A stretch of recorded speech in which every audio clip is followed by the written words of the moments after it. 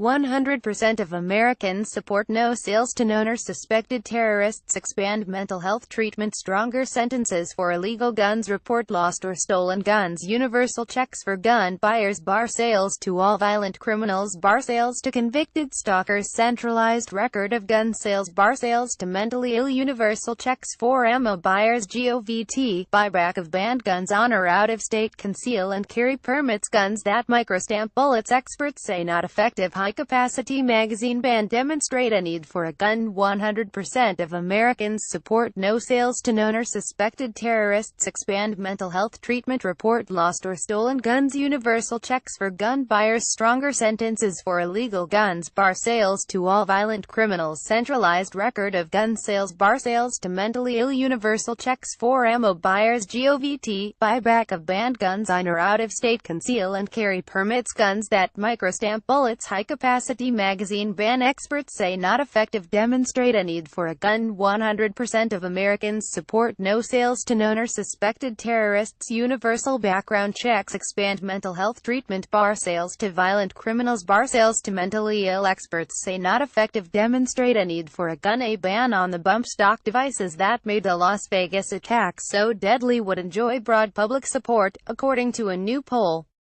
Yet gun policy experts say a ban would probably have a negligible effect on mass shooting deaths.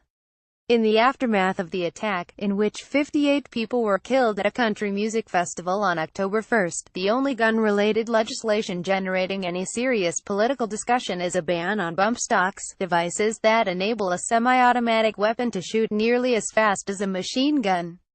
A bump stock ban was supported by 72% of registered voters in a survey conducted last week for the Upshot by Morning Consult, a polling and media company. The measure even garnered 68% support from Republicans. Democrats favored it by 79%.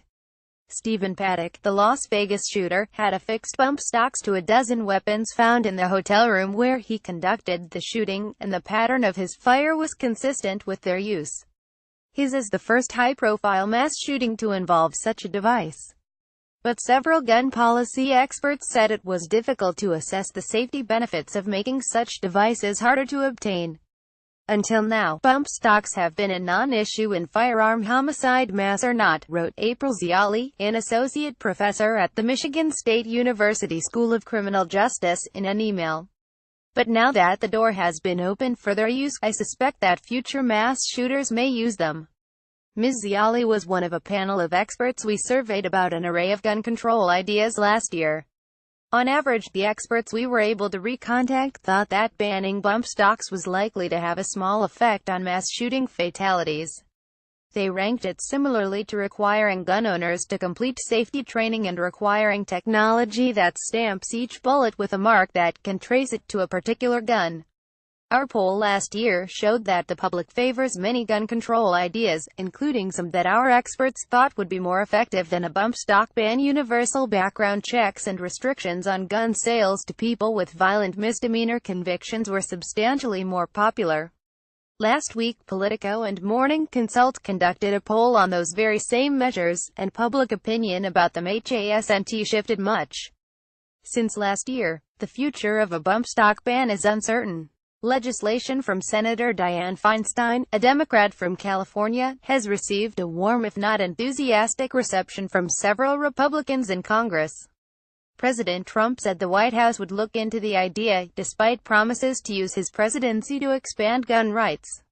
The National Rifle Association, which is generally opposed to any gun restrictions, did not entirely reject the idea, though it indicated that it hoped for regulatory restrictions and not a legislative ban. But the legislation has not progressed and might not. To build a list of possible policies, we consulted the academic literature on laws from American states and other countries, and spoke with advocates for gun rights and gun control. Both original surveys were conducted in June 2016. For our measure of popularity, Morning Consult conducted an internet survey of 1,975 voters, who were asked whether they approved of the possible laws.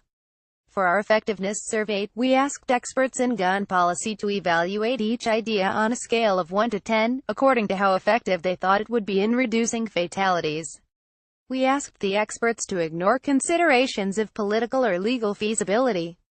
For our questions on bump stocks, we conducted 2 additional surveys this month.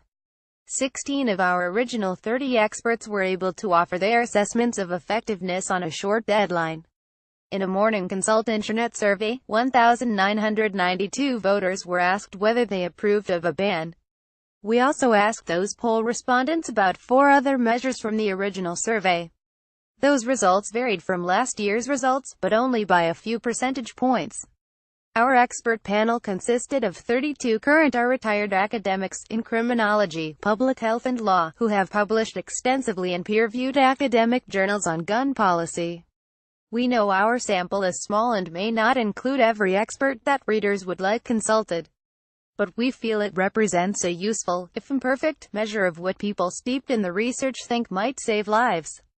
The panel of academics included Kathy Barber, Magdalena Cerda, Jake Orzine, John Donahue, Laura Duggan, Liza H. Gold, David Hemingway, David Kennedy, Louis Clary Viz, Gary Kleck, David Kopel, Tomislav Kavanik, Adam Langford, John Lott, Jonathan Metzel, Matthew Miller, Carlisle E. Moody, Andrew Papachristis, Charles Ransford, Peter Reuter, Mark Rosenberg, Robert J. Sampson, Michael Siegel, Gary Slutkin, Robert Spitzer, Stephen P. Tarrant, George E. Tita, Eugene Volokh, Daniel Webster, April Ziali and others. To see our full, original findings, including our experts' assessment of which measures would do the most to reduce overall gun homicide deaths, read our article from January.